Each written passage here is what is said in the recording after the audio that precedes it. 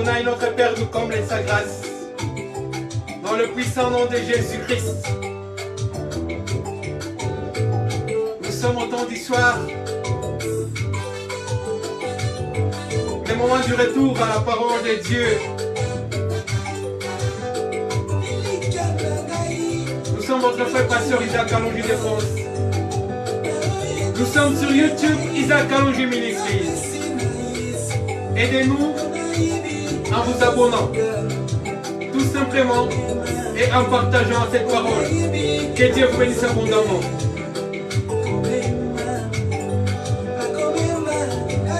Et nous sommes sur Facebook.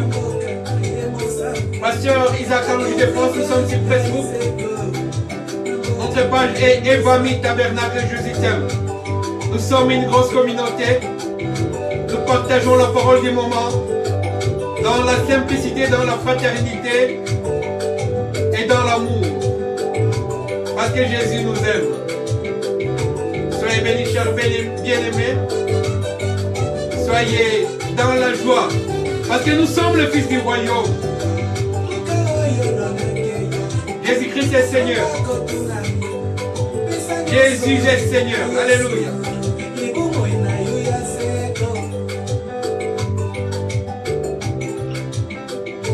N'oubliez pas que nous sommes sur YouTube et que nous avons besoin de vous. Nous avons besoin de beaucoup d'abonnés pour que nos vidéos soient relancées et mises à la surface. Pour que la parole de Dieu puisse atteindre beaucoup de gens.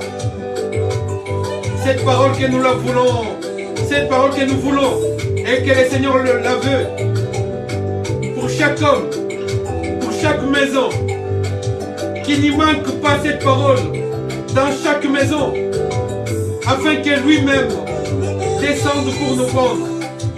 Ne retardons pas le retour du Seigneur, parce que la vie est dure ici-bas. La vie est compliquée ici-bas.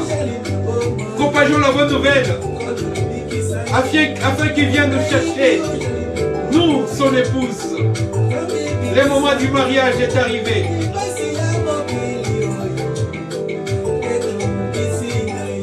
Nous sommes votre frère pasteur Isaac Alongi de France. Nous prêchons la parole dans la simplicité. Cette parole limpide, potable. Nous la prêchons avec crainte et tremblement devant le Seigneur Jésus. Dieu d'amour, Dieu de grâce, Dieu de miséricorde. Le même hier, aujourd'hui et éternellement lui, le roi des rois, le lion de la tribu de Juda. Oh, alléluia.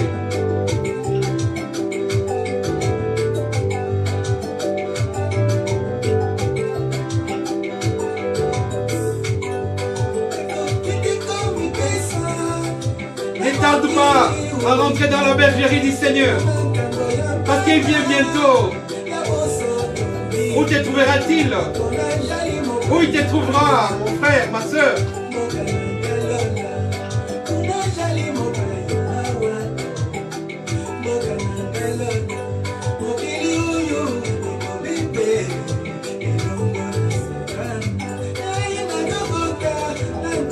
Jésus est Seigneur. Oh, alléluia. Et la parole de Dieu, limpide, potable, elle est écrite là, dans la parole. La Bible est notre absolu. Oh, alléluia.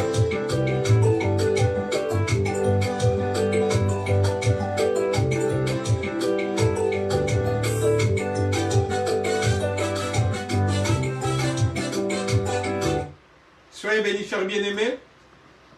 Nous sommes votre frère pasteur Isaac Alongi de France.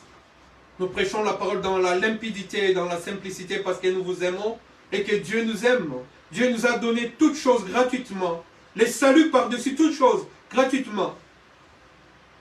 Et nous venons dans cette grâce qu'il nous a faite d'avoir cette parole avec nous. Parce que je vous ai toujours dit que des prophètes qui sont passés dans l'alliance ancienne, ils ont sondé l'époque, ils ont fait des investigations, ils ont cherché À quel moment l'homme s'appellera effectivement Emmanuel, c'est-à-dire Dieu à nous? À quel moment où Dieu habitera dans notre corps? Et à quel moment notre corps sera le temple de Dieu Tout-Puissant, El Shaddai, El Gibor, El Elyon, El Kana, El Sali, El Rachoum, Jésus de Nazareth de Galilée? À quel moment il habitera dans le corps humain? C'est un moment de grâce. N'ignorez pas ce moment. C'est un moment inratable, indispensable pour notre vie, pour notre âme, pour notre corps. Nous sommes à un moment propice pour entrer au ciel. Et aller au ciel, nous n'avons pas besoin de payer quelque chose. Si du moins c'était payant, qui pouvait entrer au ciel, qui peut corrompre Dieu? Parce que la Bible nous dit, l'or et l'argent appartiennent à Dieu. Mais qu'est-ce que nous donnerions-nous à Dieu pour que nous puissions entrer au ciel? L'homme n'a pas de richesses pour acheter ou corrompre Dieu pour entrer au ciel. Il n'en a pas assez. Parce que tout a été créé par la parole. Tout a été créé par l'homme. C'est dans cette parole que nous trouvons maintenant les tickets qui nous amènera au ciel. Et sachez déjà que nous sommes citoyens du ciel. Parce que nous sommes des pèlerins et des passagers ici-bas. Nous attendons cette parole prophétique pour nous enrober et pour que nous soyons aimantés par l'homme de Galilée, l'homme d'amour. Et nous avons choisi comme thème aujourd'hui un petit thème puissant, un petit thème glorieux, précieux, un petit thème d'amour. Et notre thème de ce soir s'intitule le puits d'amour. Nous allons voir un puits où l'amour s'est déversé pour entrer dans l'épouse. Nous prenons Exode. Nous sommes dans le livre du voyage, Exode, comme je vous ai toujours dit. Je me réfère toujours à Exode parce que ça m'inspire le départ, ça m'inspire le voyage pour l'éternité. Exode tout au début, nous allons prendre le deuxième chapitre. Excusez-moi.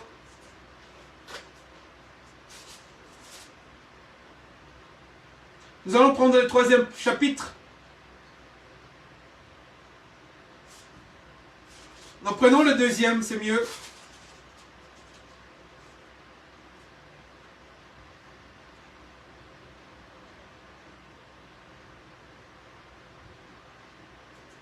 Le deuxième chapitre nous dit ceci.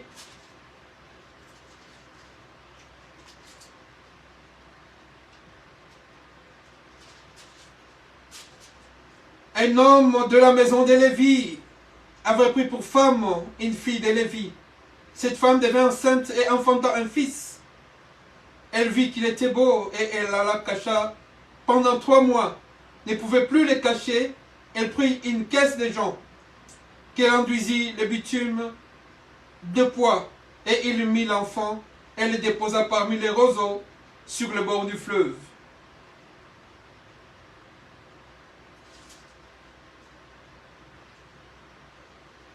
Je saute.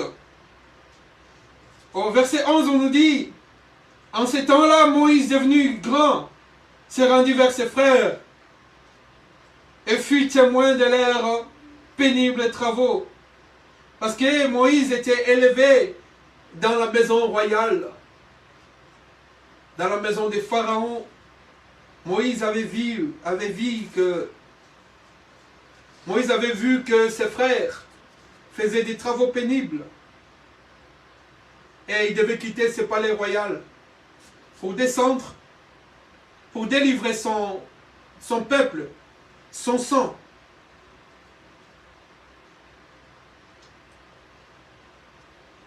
Alors,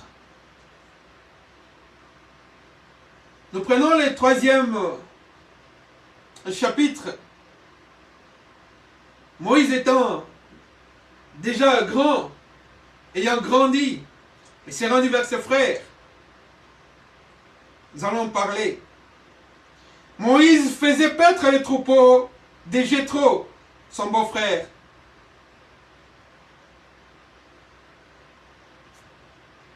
Son beau-frère sacrificateur de Madian. Et il mena les troupeaux derrière le désert. Et vint à la montagne de Dieu à Horeb. L'ange de l'Éternel lui apparut dans une flamme de feu au milieu d'un buisson ardent. Moïse regardait, voici les buissons étaient tout en feu, et le buisson ne se consumait point. Je rentre dans le 2e verset, dans le 2e chapitre, pour continuer ma lecture. Vous allez comprendre toutes ces choses, parce qu'il y a des choses qui m'intéressent beaucoup pour qu'on puisse en parler aujourd'hui.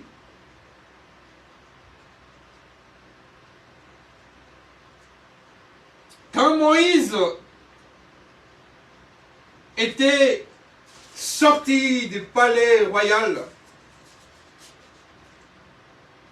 son cœur battait parce que son peuple et son sang étaient dans la maltraitance, dans l'esclavage. Et Moïse ne pouvait pas supporter ces choses. Moïse a frappé un Égyptien. Et cet Égyptien était mort.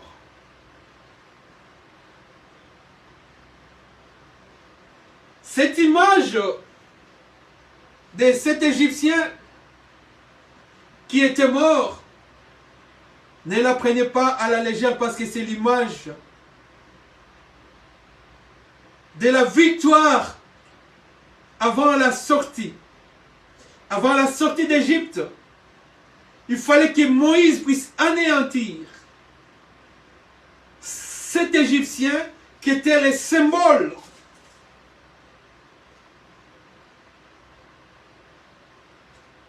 des chaînes dans lesquelles étaient liés ses frères. Il fallait qu'il maîtrise cet homme afin que les enfants d'Israël puissent se débarrasser des chaînes de l'esclavage. Moïse n'avait pas laissé au hasard les détails que Dieu lui avait donnés.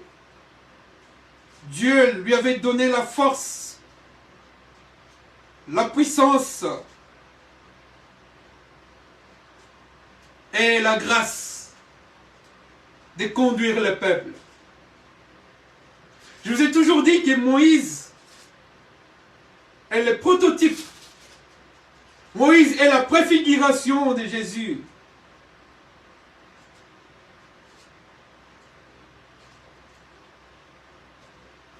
Mais quand Moïse devait battre ce peuple, c'était d'abord par la puissance de la parole.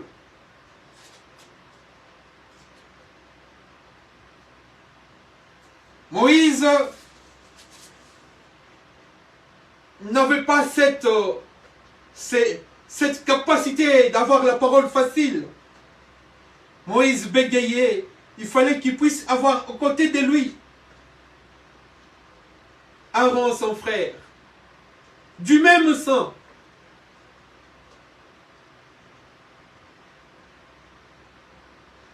Et c'est Moïse qui transmettait la parole à Aaron. Et Aaron se présentait devant Pharaon. Il parlait. Lui, il avait la parole facile. Ceci nous montre que même si vous n'avez rien comme intelligence verbiale, vous n'avez pas l'expression facile, vous n'avez pas les langages faciles pour convaincre. La Bible nous dit Même si vous vous présentez devant les juges, ne vous demandez pas de quoi vous direz. Le Saint-Esprit viendra, vous aidera à dire. Ça me rappelle quand on était jeunes, quand on nous envoyait sur les champs missionnaires.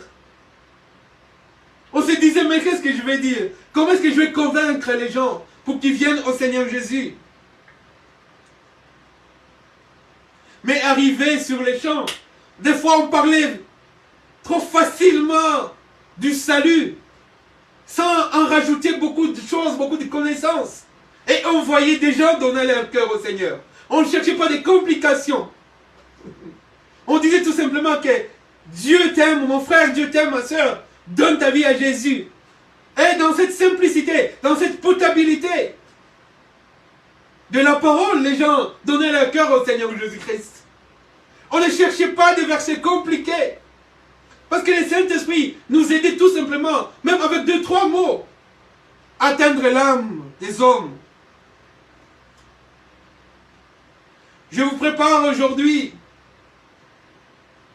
à la prédication de la semaine prochaine, qui est ce thème de puits d'amour, pour voir le parcours de Moïse. Moïse qui devait toujours avoir besoin de son frère. Alléluia. Pour que son frère puisse parler à sa place. Aaron. Moïse devait transmettre la parole à Aaron. Et Aaron, à son tour, transmettait la parole de Moïse. Mais Dieu nous a fait grâce aujourd'hui. Dans sa distribution de la grâce, dans cette compensation d'amour, dans cette distribution des grâces, Dieu nous a donné le Saint-Esprit comme l'image d'Aaron. C'est le Saint-Esprit qui nous aide aujourd'hui à aller dans les champs missionnaires. Moïse devait maintenant construire sa vie. Et il fallait qu'il cherche une femme. Parce que Moïse devait se construire, bâtir une famille. Moïse est allé un jour au puits. Et là, il a trouvé une belle femme, Séphora. Moïse a parlé à Séphora devant le puits.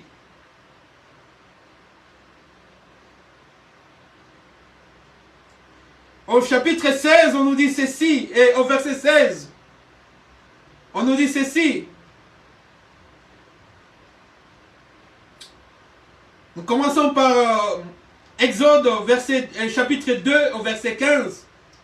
Pharaon a appris ce qui s'était passé, parce que quand Moïse avait tué l'Égyptien, Moïse avait quitté le palais royal. Et la nouvelle est arrivée aux oreilles de Pharaon. Pharaon a appris cette nouvelle, dit celui qui était élevé dans le palais royal. Il a préféré quitter la royauté, le monsieur qui l'a du palais, les honneurs, pour aller souffrir avec son peuple. Ceci est l'image de cet homme qui a quitté le palais royal céleste. L'homme de Galilée est descendu si bas. On l'a vu marcher sur la hauteur de la terre. Il a été considéré comme puni et abandonné de Dieu. Il a vécu parmi nous, dans la simplicité, dans l'humilité, parce qu'une gloire éternelle l'attendait après la crucifixion. Et Moïse, étant l'image de Jésus, la préfiguration de Jésus, Moïse a quitté le palais royal et il a fait ce qu'il a fait.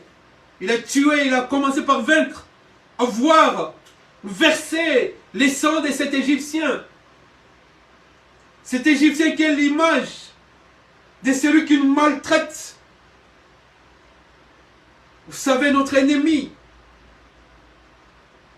celui qui ne nous aime pas, qui veut que nous soyons toujours dans la souffrance et dans l'esclavage. Celui qui nous met dans les chaînes.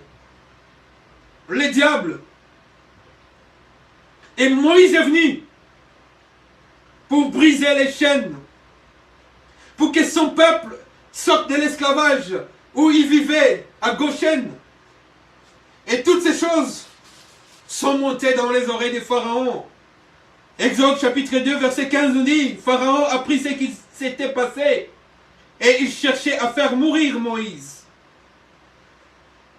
Jésus-Christ étant sur cette terre, on cherchait toujours à le faire mourir. On les lapidait des fois, ils s'enfuyaient parce que son heure n'était pas venue. Moïse s'enfuit de devant Pharaon et il se retira dans le pays de Madian, où il s'arrêta près d'un puits, le puits d'amour. Là où il y a de l'eau vive, de l'eau potable, de l'eau limpide, de l'eau de vie, de l'eau vive, de l'eau vitale. Moïse s'est arrêté au puits. Les sacrificateurs de Madian avaient 7 filles.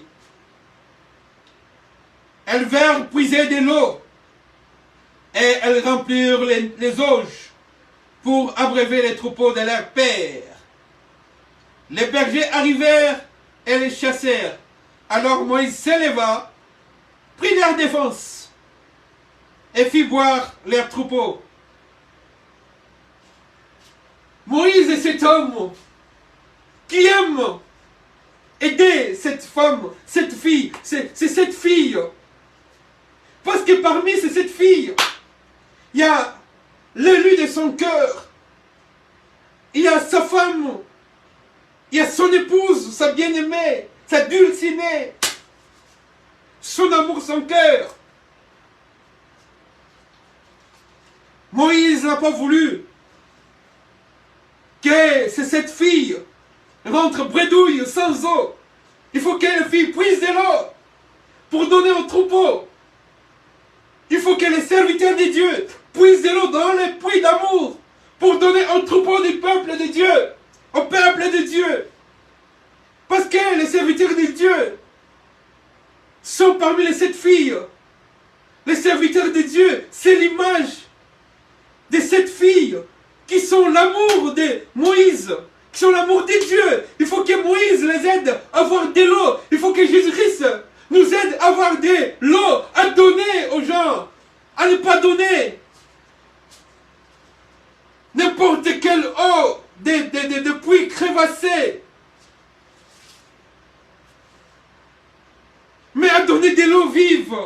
Il faut que Moïse soit là, il faut que Jésus-Christ soit là pour que nous puissions puiser de l'eau potable, des puits d'amour. Et il faut qu'il batte ce qui nous empêche de puiser de l'eau. Il faut que les enfants de Dieu boivent de la véritable eau vive. Et il faut que Moïse soit là pour les défendre. Il faut que Dieu nous aide. Il faut que Dieu soit là pour nous défendre, afin que nous puissions avoir de l'eau à remplir. Nous devons remplir notre réserve pour donner au peuple de Dieu la parole prophétique, la parole du moment, la parole de vie, la parole d'amour. À ne pas tomber dans les travers. Il faut que Moïse nous aide à ne pas tomber dans les travers. Il faut que Moïse nous aide pour que les gens méchants ne puissent pas jeter de la poussière dans l'eau, dans le puits. Il faut qu'il les batte. Il faut que Jésus-Christ batte nos ennemis pour que nous puissions avoir cette eau. Alléluia. Et les bergers arrivèrent et les chassèrent. Alors Moïse s'éleva, prit leur défense et fit boire leurs troupeaux. Quand elles furent de retour auprès des Réuel, leur père, il dit, pourquoi revenez-vous si tôt aujourd'hui? Et elles répondirent, un Égyptien nous a délivrés de la main des bergers et De même, il nous a puisé de l'eau et a fait boire les troupeaux. Alléluia, alléluia. Cet homme Moïse donne de l'eau aux filles. Les filles et cette fille qui sont l'image de l'épouse, des femmes sages, de la perfection de l'adoration, de l'eau d'adoration, de l'eau de l'enseignement solide, afin que nous soyons fortifiés pour aller dire à notre Père que quelqu'un nous a aidés. Alléluia.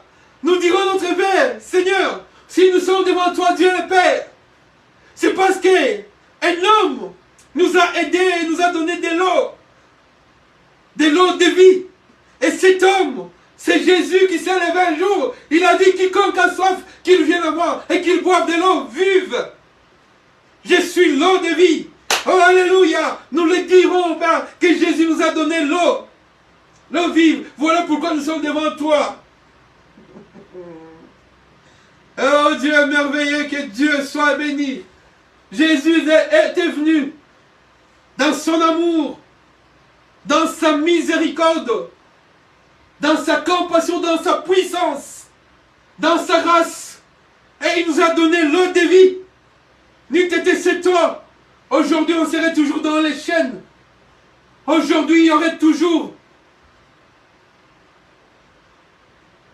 de l'eau impropre à la consommation dans nos vies.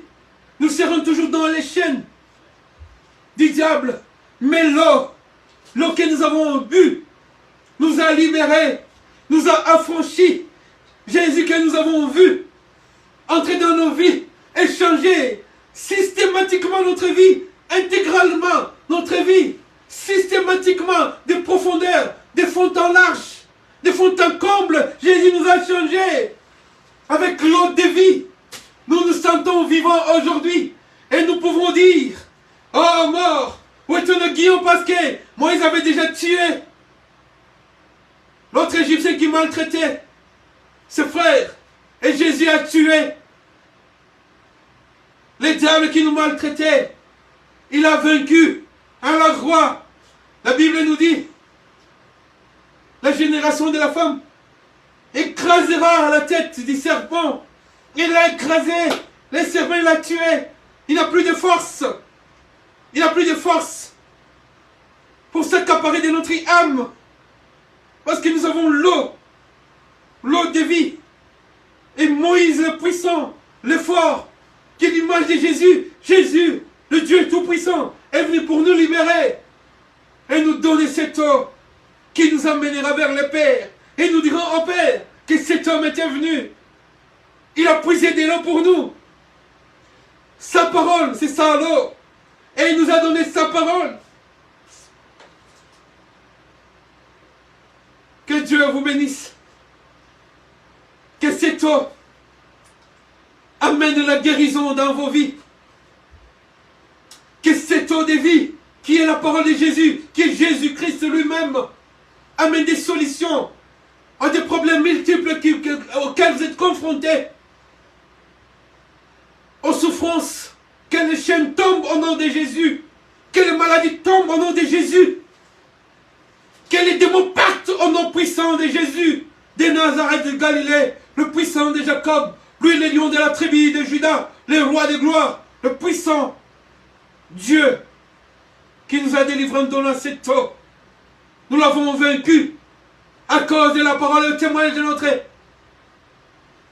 Père qui nous a donné. Le témoignage de cet homme qui nous a libérés, qui nous a choisis, qui nous a aidés à voir l'eau sortie du puits potable, le puits d'amour. Et la semaine prochaine, ne ratez pas, que Dieu vous bénisse, nous parlerons de Moïse et Séphora devant le puits d'amour.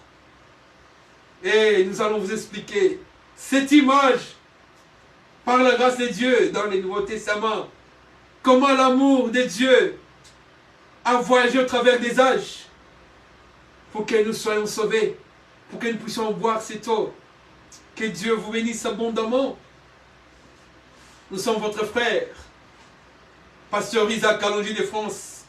Nous sommes sur Facebook, Evami, Tabernacle Jésus t'aime. Et nous sommes sur YouTube, Isaac Kalonji Ministries.